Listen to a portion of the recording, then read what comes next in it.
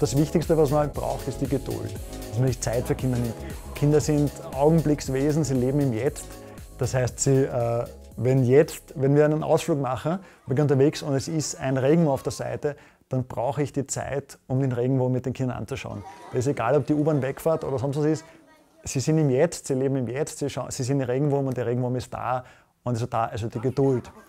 Kreativität ist auch immer gut, weil wenn man 20 bis 25 Kinder in der Gruppe hat, kommen sehr viele Inputs oder sehr viele Bedürfnisse auch und die kommen manchmal sehr schnell und müssen schnell behandelt werden. Also ich bin bei wirklich fast allen leidenschaftlich dabei, selbst nach der 10. Partie UNO, wenn ganz viele Kinder UNO spielen wollen.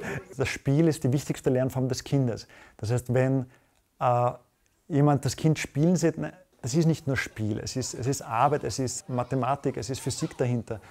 Sandkiste, das ist das beste Beispiel. Sie zählen, wie viele Türmchen sie haben, Mathematik. Sie wiegen ab, was ist schwerer, hält die Brücke über dem Tunnel, fällt, bricht zusammen. Also das permanent lernen die Kinder und das ist natürlich sehr anstrengend.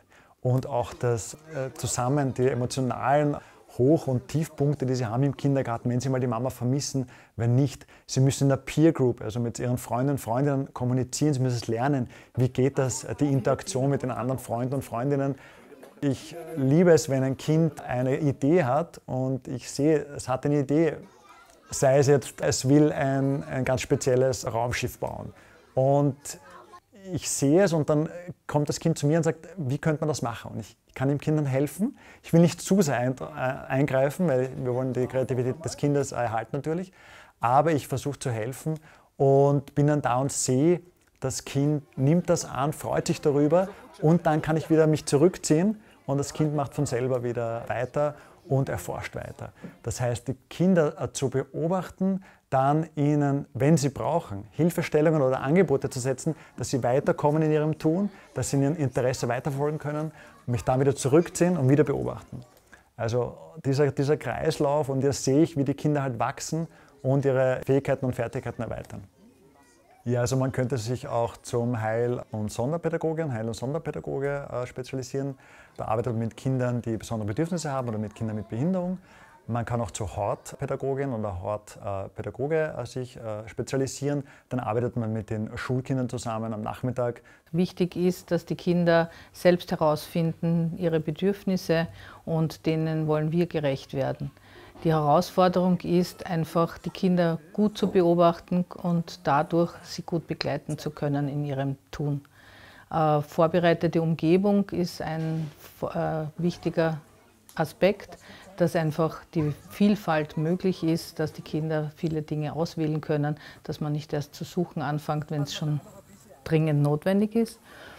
Kinder zeigen einfach sofort ein Feedback, wie es ihnen geht, wie ihnen der Tag gefällt und man braucht nicht erst lange drüber reden, sondern man sieht es in den Augen, sie strahlen, wenn es Freude bereitet, wenn sie Dinge lösen können, wenn sie die Experimente machen können.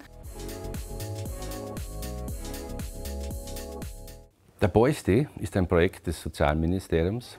Das ist praktisch ein Aktionstag für Burschen ab 12, sage ich mal, so ab der 7. Schulstufe. Der Schwerpunkt, unser Thema ist Berufsorientierung. Wir gehen mit den Burschen in Einrichtungen, in soziale Einrichtungen, wie zum Beispiel auch Kindergärten, um dort Berufe vorzustellen, die sinnstiftend sind.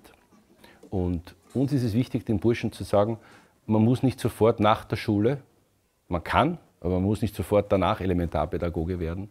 Man kann auch, wenn man später im Leben draufkommt, im 2. oder 3. in der Berufswahl auch sagen, aber ich kann mich erinnern, damals war ich in diesem Umfeld und da habe ich das kennengelernt und eigentlich war das ein lässiger Job.